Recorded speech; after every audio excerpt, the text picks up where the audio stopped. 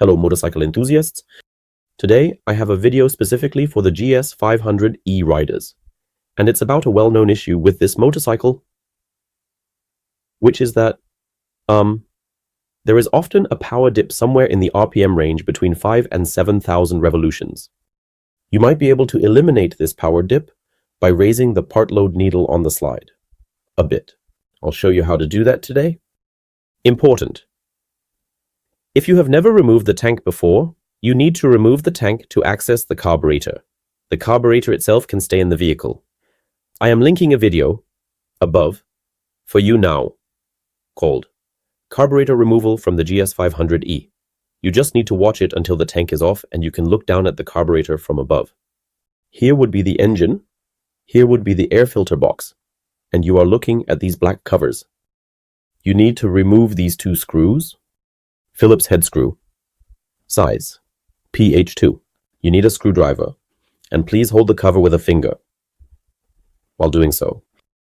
Underneath is a spring, and that's why you simply hold it so the cover doesn't pop off. Once you have the screws out, you can carefully lift off the cover, and please pay attention to this spot. I'll show you beforehand.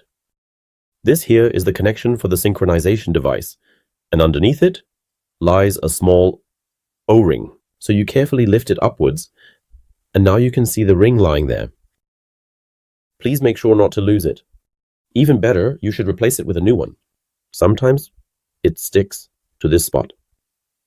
It is absolutely necessary. If it's not there, the motorcycle won't run properly. Then it will draw in false air there. Remove the spring and the diaphragm with the slide. Now place it on a clean surface and you can turn it over. The needle simply slide out. The correct assembly order is as follows. At the bottom of the needle, there is a nylon washer, and in some model years, there's also a small steel washer. Then we have the needle here, and at the top, the plastic washer that essentially holds the spring in place. And here we have the clip. This is what it's about. If you look closely there, can we zoom in a bit, please? Great. You see, there are different options for clipping this clip onto the needle. Now it's in the middle, so this is the normal default setting. And this clip has an open spot. Here. Yes, you can see it perfectly. And with this open spot, you press it down here carefully. Please do not bend the needle. Press it down here onto the surface. And please be careful. So it's best to hold it from above with your finger, so the clip doesn't fly away. And now the clip needs to be repositioned one notch lower. The needle should be higher. The needle should be higher, so the clip needs to be one notch lower. It sits here.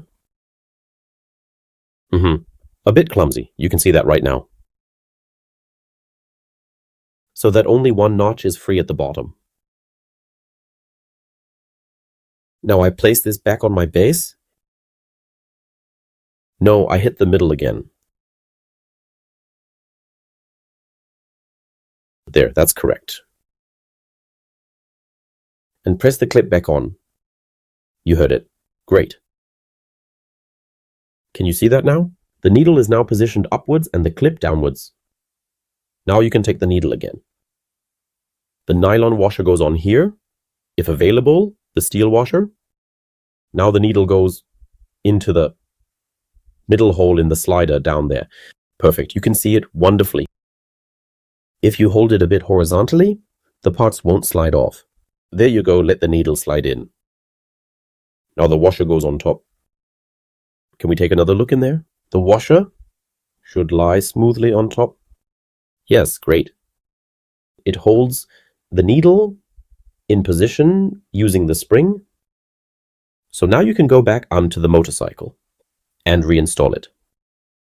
What you can't see when it's installed on the motorcycle, I'll show you here. The needle, make his, must hit exactly here at the bottom. So, and if what is happening here happens, yes, if it lies next to it, you can see from above that it slides in, that it comes towards you a little.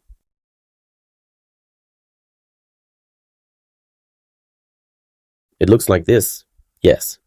So in the installed state, since you can't see it, you just have to carefully try a little.